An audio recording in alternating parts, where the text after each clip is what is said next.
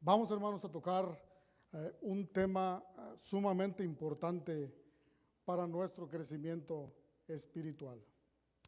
Por la gracia de Dios, la última vez que se me permitió compartir su palabra, hablamos acerca de la consagración. Y hoy, hermanos, tocaremos un tema bastante similar, y es el tema de la santificación.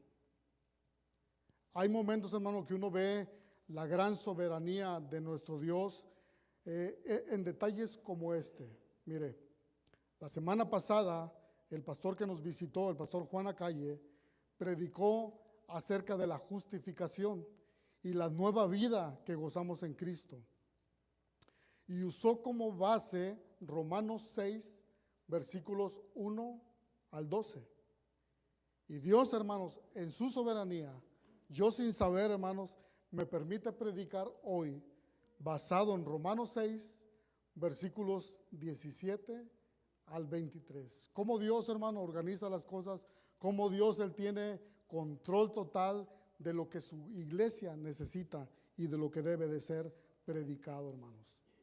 El título de esta enseñanza, hermanos, es la santificación, el fruto de una nueva vida en Cristo. Y el propósito, hermanos, de esta enseñanza es que aprendamos a concientizar nuestra mente y a disponer nuestro corazón para entender el llamado que Dios nos da a vivir una vida en santidad y a una vida a su servicio. Y vamos a tocar, hermanos, 3 puntos básicos en esta tarde. Número 1, viviendo una nueva vida libres en Cristo. El segundo punto será la verdadera libertad que gozamos en Cristo, que nos capacita para vivir una vida diferente. Y el tercer punto será el fruto de la nueva vida es la santificación. Y nuestra base, hermanos, se encuentra en Romanos, como le dije, capítulo 6, versículos 17 al 23. Vaya buscando su Biblia si es tan amable.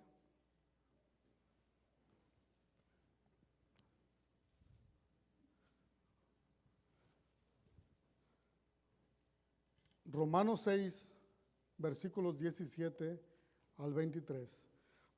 Y dice así, dice, pero gracias a Dios, que aunque ustedes eran esclavos del pecado, se hicieron obedientes de corazón a aquella forma de doctrina a la que fueron entregados. Y habiendo sido libertados del pecado, ustedes se han hecho siervos de la justicia. Hablo en términos humanos, por causa de la debilidad de su carne, porque de la manera que ustedes presentaron sus miembros como esclavos a la impureza, a la iniquidad, para iniquidad, así ahora presenten sus miembros como esclavos a la justicia, para santificación. Porque cuando ustedes eran esclavos del pecado, eran libres en cuanto a la justicia. ¿Qué fruto tenían entonces en aquellas cosas de las cuales ahora se avergüenzan? Porque el fin de esas cosas es muerte. Pero ahora, habiendo sido libertados del pecado y hechos siervos de Dios, tienen por su fruto la santificación y como resultado la vida eterna. Porque la paga del pecado es muerte, pero la dádiva de Dios es vida eterna en Cristo Jesús, Señor nuestro. Y vamos a comenzar, hermanos, con nuestro primer punto. Viviendo una vida nueva, libres en Cristo. Una de las principales razones, hermanos, hay muchas, pero una de las principales razones por las cuales el cristianismo es criticado o es atacado, es por el mal testimonio de algunos que se dicen llamar cristianos. Y es que pareciera haber un mal entendimiento en cuanto a este tema, la novedad de vida del cristiano. La semana pasada fuimos expuestos a una muy buena enseñanza en cuanto a este tema. El pastor que nos visitó, Juan Acalle, nos enseñaba de la justificación y nos mostraba a través de la Escritura esa gran verdad, que hay vida nueva en su resurrección y que nosotros, hermanos, gozamos de una unión eterna con Cristo. Estamos unidos en su muerte y estamos unidos en su resurrección. Y como resultado de esto, hermanos, nosotros debemos andar en novedad de vida. Es decir, en una vida nueva, en una vida que glorifica a Dios en todos los sentidos. Y en este capítulo 6, hermanos, Pablo, después de habernos mostrado la doctrina de la justificación por la fe, ahora nos enseña en estos versículos la necesidad de la santificación y de una conducta que sea acorde a lo que profesamos ser como miembros inseparables del cuerpo de Cristo. Ya que Cristo no solo nos justifica o nos justificó, sino que también nos llama a santificación. Estamos muertos al pecado para vivir en Cristo. Y nuestro Dios, que es nuestro nuevo amo, nos llama a una nueva vida y a un nuevo servicio. Y vamos a ir, hermanos, desglosando poco a poco estos versículos para que vayamos entendiendo las verdades que se encuentran aquí. Versículo 17, acompáñenme con su mirada. Dice, pero gracias a Dios, que aunque ustedes eran esclavos del pecado, se hicieron obedientes de corazón a aquella forma de doctrina a la que fueron entregados. Y mire, si usted tiene con qué subrayar, hermanos, subraye esa palabra en este versículo, obedientes, porque es una palabra muy importante. Mire, Pablo, hermanos, comienza dando gracias a Dios en este versículo, porque los cristianos en esta iglesia en Roma habían obedecido de corazón el evangelio que les había sido presentado. Y Pablo acentúa una gran verdad al recalcar que aunque fueron esclavos del pecado en algún tiempo, obedecieron en su corazón al oír la palabra de Dios que les fue presentada. Y él describe, hermanos, en la primera parte de este versículo, la condición de todo ser humano que no está en Cristo. Es esclavo del pecado. Toda persona sin Cristo está absoluta y totalmente esclavizada del pecado. No puede ser libre. Vive para su pecado. Vive totalmente encadenado a su egocentrismo, por ejemplo. Todo gira alrededor de él. Lo único que importa es él mismo y sus anhelos, que casi siempre, hermanos, van en contra de lo que Dios dictó o determinó. Vive encadenado en sus deleites, en sus placeres, en su avaricia. Tal vez haya alguien aquí que se encuentra en esta condición. Tal vez alguien que nos escucha sabe que se encuentra en esta condición. Tal vez luchas con algún tipo de adicción.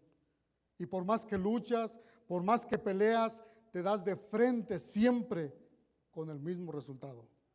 Te das cuenta que es imposible librarte de tus cadenas por ti mismo. Es imposible, hermanos. Pero hay un Dios en el cielo, poderoso en gran manera, que puede romper y hacer pedazos cualquier cadena. Él proveyó el medio para redimir al pecador.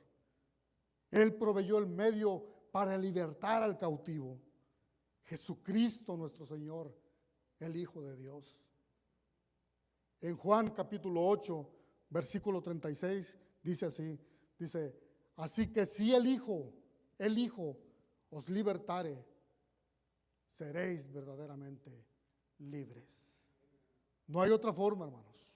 Tú que me escuchas, por mucho que luches, por mucho que lo intentes, no vas a ningún lado sin Cristo.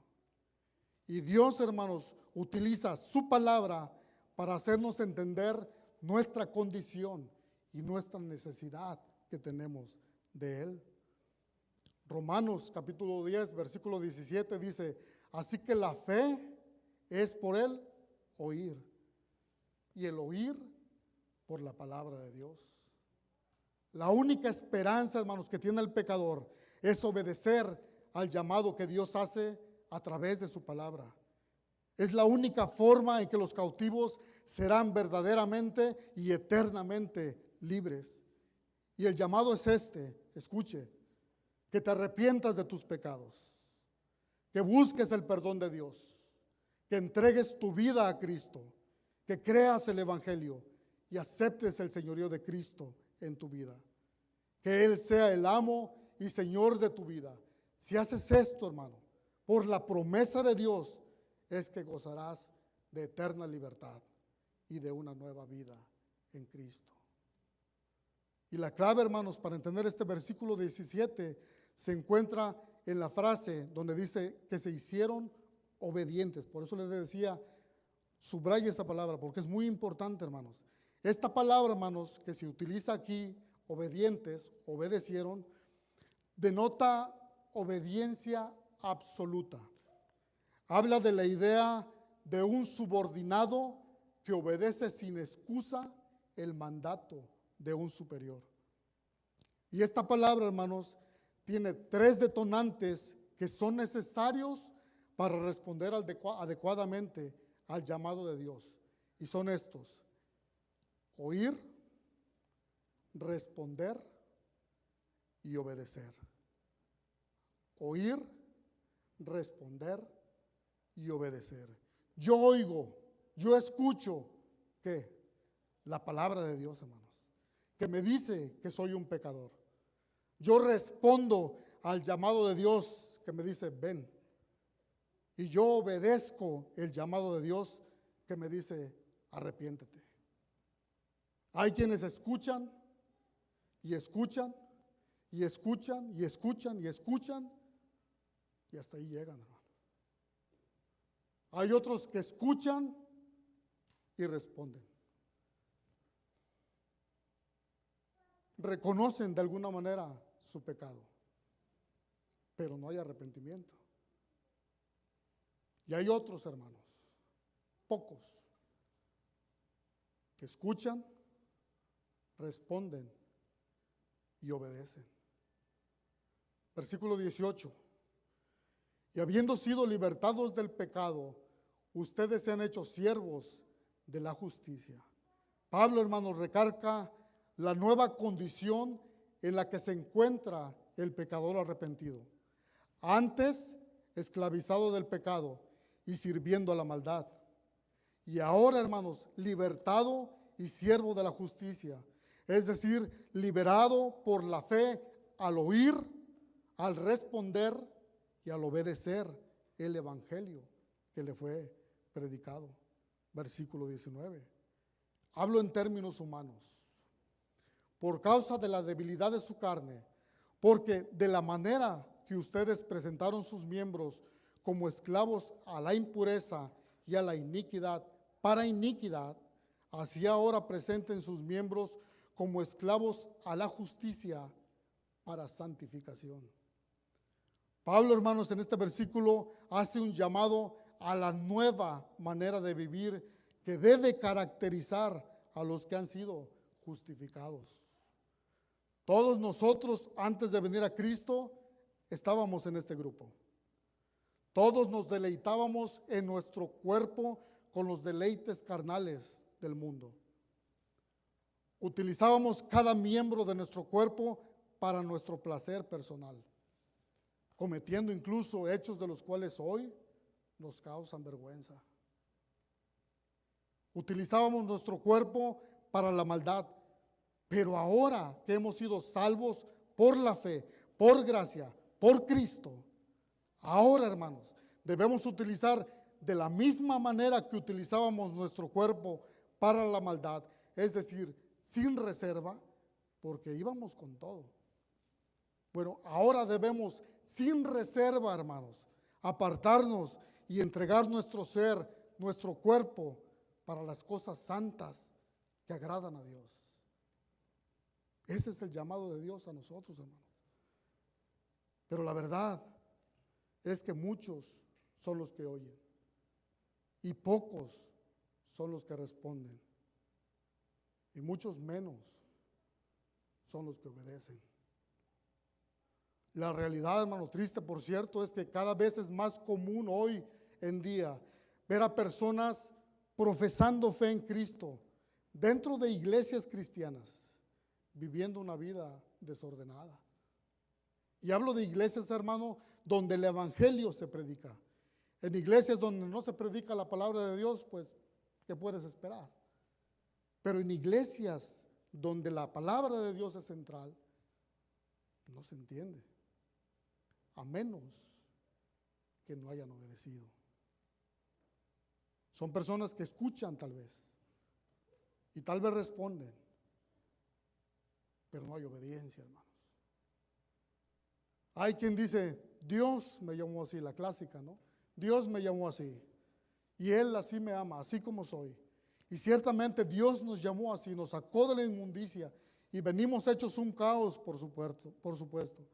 Pero Dios no quiere que nos quedemos así como estamos. Él quiere nuestro crecimiento. Él quiere nuestra madurez espiritual.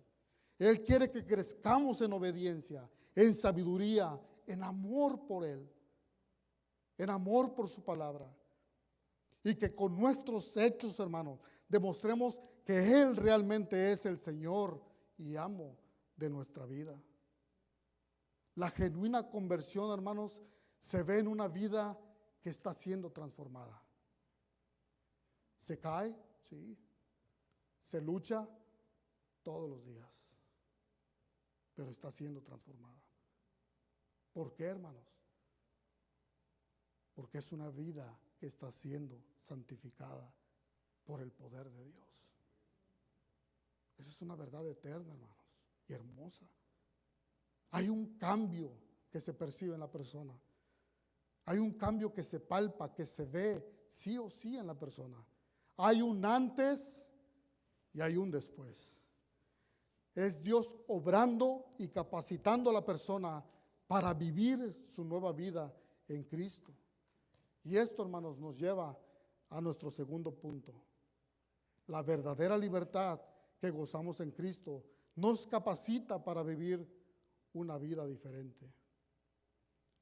Cuando el pecador arrepentido, hermanos, rinde su vida a Cristo, se produce en él el más grande milagro que puede experimentar un ser humano: el milagro de la redención. Todo un suceso, hermanos, llevado a cabo por un Dios todopoderoso, que transforma a la persona pecadora en una nueva criatura. Una persona que experimenta una total y verdadera libertad. Ahora es libre de culpa, de ser culpable. Ahora, por la justicia de Cristo que le ha sido imputada al creer, pasa a ser no culpable. Ahora es libre de la ira de Dios, porque ha recibido por gracia su perdón. Ahora es libre del señorío del pecado en su vida. El enemigo no se enseñorea más de él, porque ahora tiene un nuevo amo, un nuevo Señor que lo capacita por medio de su espíritu y su palabra para enfrentar el pecado y para llevar a cabo su voluntad. El pecador arrepentido recibe un nuevo corazón, con una nueva forma de pensar, con nuevos anhelos, con un deseo genuino, hermanos, por conocer más y más a Dios. Y un deseo y un celo genuino por su palabra, que lo ayudará a perseverar y a crecer en conocimiento y en santidad. Es lo que nosotros conocemos como el nuevo nacimiento, hermanos. Ahí es donde se obtiene la verdadera libertad, hermanos. Juan capítulo 8, versículos 31 al 32, dice así: dijo entonces Jesús a los judíos que habían creído en él: si vosotros permaneciereis en mi palabra, seréis verdaderamente mis discípulos y conoceréis la verdad. ¿Cuál verdad, hermanos? La verdad de su palabra y la verdad de su condición. Y la verdad, su palabra, os hará libres. Y esa palabra, hermanos, en este versículo, conoceréis, también es sumamente importante, hermanos. del griego ginosco, que se traduce, escuche, se traduce como percibir, se traduce como entender, reconocer, ganar conocimiento, darse cuenta, llegar a conocer algo. Ginosco, hermanos, es el conocimiento que tiene un principio. Es decir, antes yo no conocía, estaba en tinieblas, no entendía. Pero ahora, por su palabra, ahora reconozco, ahora entiendo, ahora comprendo. Esa es la importancia de esta palabra, hermanos. Hay una gran bendición, hermanos, que recibimos cuando recibimos la conversión. Y es que Dios, hermanos, a través de su palabra nos quita, ¿cómo lo digo? Lo ignorantes, lo tontos, lo brutos, para que me entienda. Mire, en la antigua Roma, hermanos, se acuñó un dicho que decía: al pueblo, pan y circo. Manténlos con pan y manténlos entretenidos y manténlos en la ignorancia y los vas a tener subyugados. Y esa, hermanos, ha sido la característica de cualquier gobierno opresor, ¿no es cierto? No quiere que sus subyugados tengan conocimiento. Así pasa. Los mantiene en la ignorancia y los adoctrina con sus ideologías. ¿Sabe por qué, hermano? Escuche. Porque al ignorante se le controla fácil. Es fácil, hermano. Usted mantenga a un ignorante y a un ignorante es fácil controlarlo. Y esta, hermanos, siempre ha sido también la estrategia de Satanás. Que tengas abundancia de pan, riqueza. Que tengas entretenimiento a manos llenas. Que no sepas. Él no le interesa que conozcas ni nada acerca de Dios, ni nada acerca de Él. Él no quiere que se conozca, Él no quiere que entiendas, Él no quiere que conozcas. Y les doy un ejemplo. Escuche, ¿sabe a quién le conviene más que se perciba a Satanás con un cuerpo rojo, con cuernos, con cola, con una pata de pollo y otra pata de burro? Yo no sé cómo lo ponen, pero lo ponen diferente. ¿Sabe a quién le conviene más que se perciba a él? A él mismo, hermanos.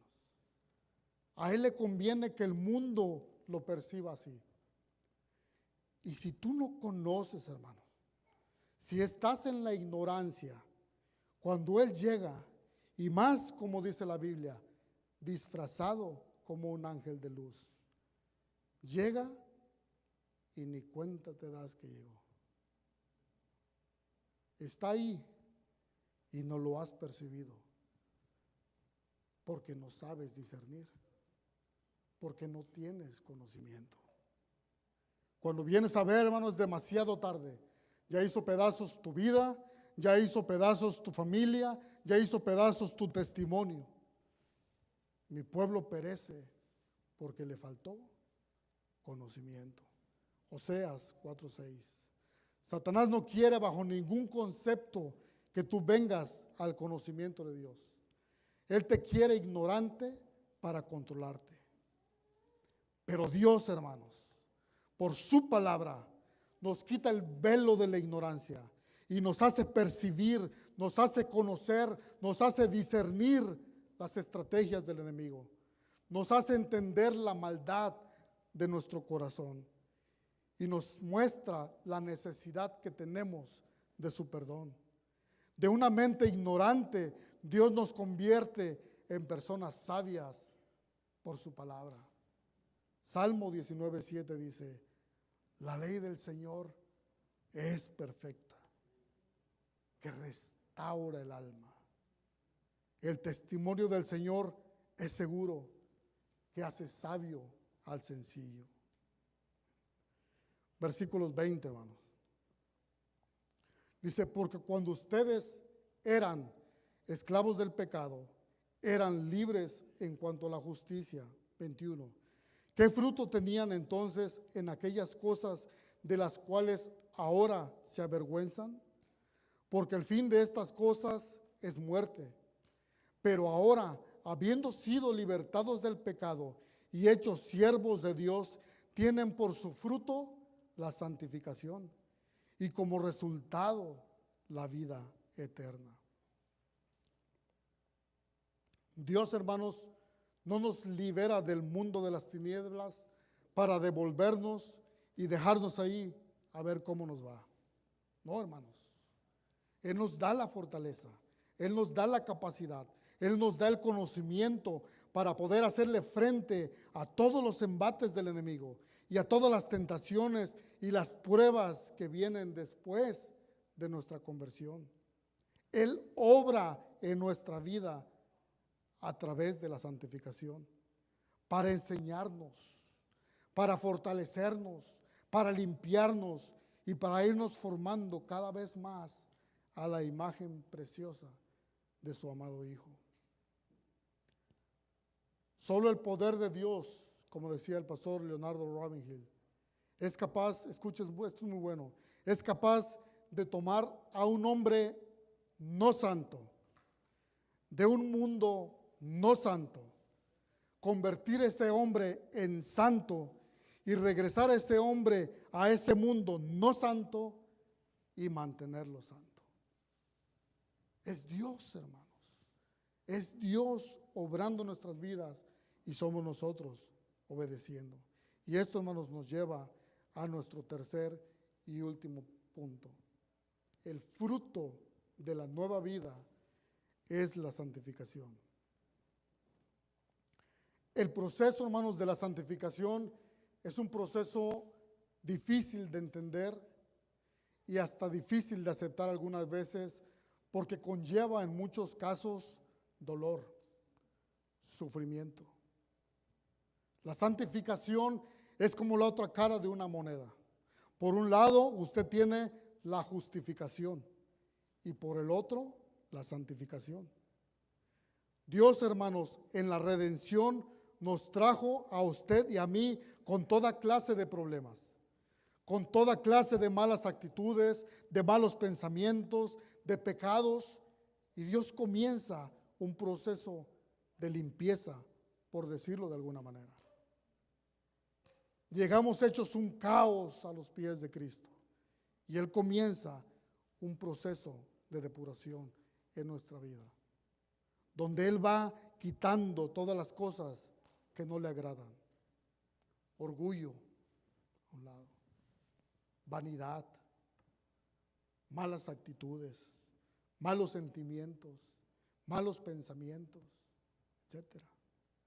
Ya recibimos su perdón y aun siendo injustos por creer en Cristo, Dios nos declara justos por la justicia y perfección de Cristo. Pero ahora, hermanos, no podemos dejar las cosas así y seguir siendo como éramos. ¿Más de lo mismo? No, de ninguna manera. Es una nueva vida. Y como resultado, hermanos, de esa nueva vida es la santificación. Es el fruto, es el resultado de esa nueva vida en Cristo. La santificación, hermanos, es el proceso para ser santos. Eso es básicamente. La santificación es el proceso para ser santos. Y aquí surge una pregunta. ¿Pero por qué es que estamos llamados a la santidad?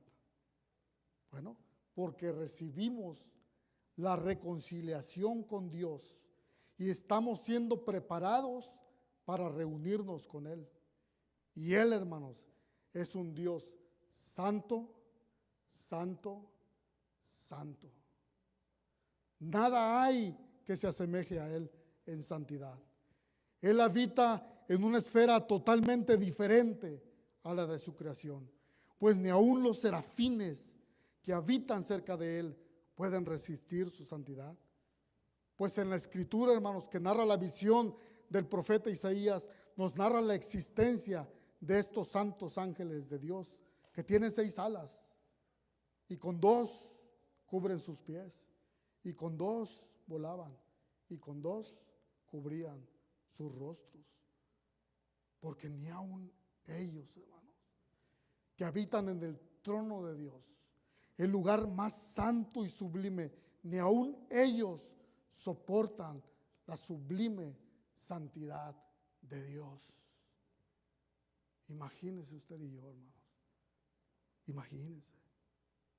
Sed santos, dice el Señor, porque yo soy santo. Primera de Pedro 1:16.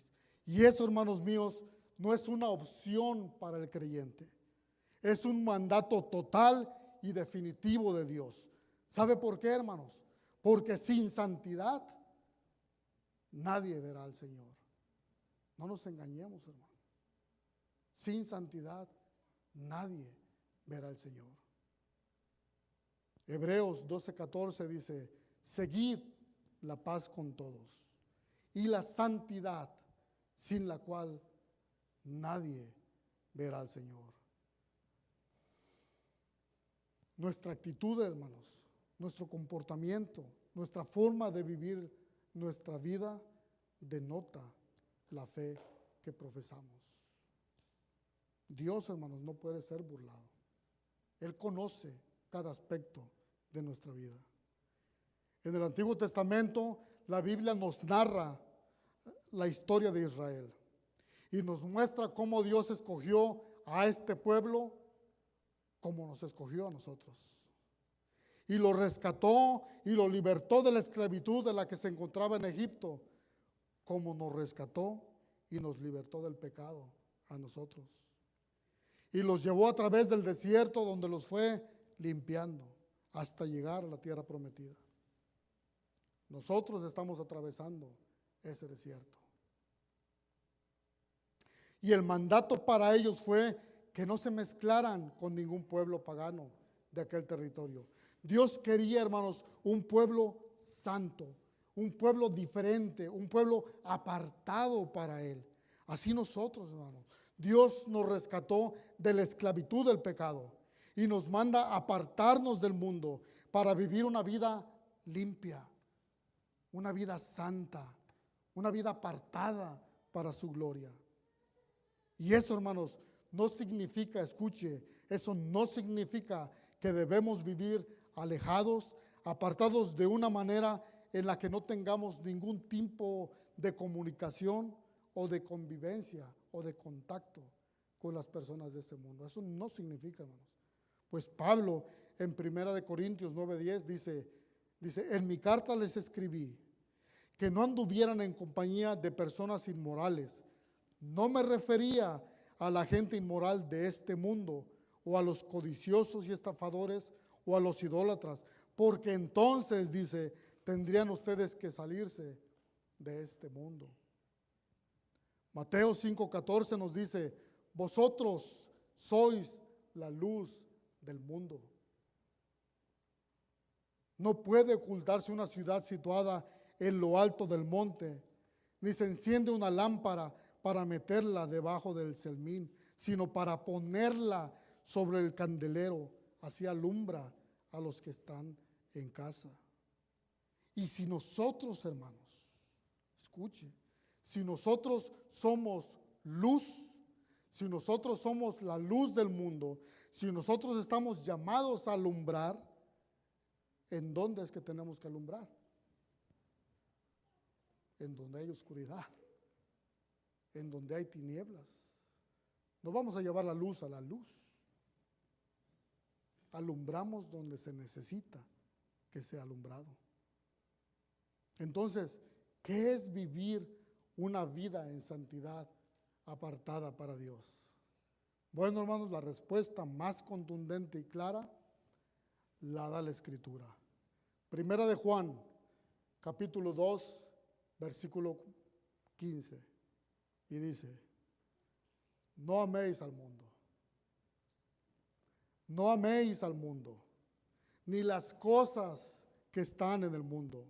Si alguno ama el mundo, el amor del Padre no está en él. Y es importante entender, hermanos, que este llamado a la santidad o a la santificación es un llamado personal. Es un llamado, es un obrar entre Dios y la persona. Es de manera individual. Es la persona y Dios. Dios te manda a ti y me manda a mí a que nosotros vivamos una vida apartada para Dios, apartada de las ideologías de este mundo, apartada del libertinaje y de los tantos pecados y placeres temporales que ofrece el mundo. No es colectivo, hermanos. ¿Qué quiero decir con esto? Que no porque yo esté reunido con un grupo de santos, eso me convierte en santo. Es el obrar de Dios y la persona. El proceso de la santificación, hermanos, es el obrar de Dios en mi vida, en la cual yo participo activamente.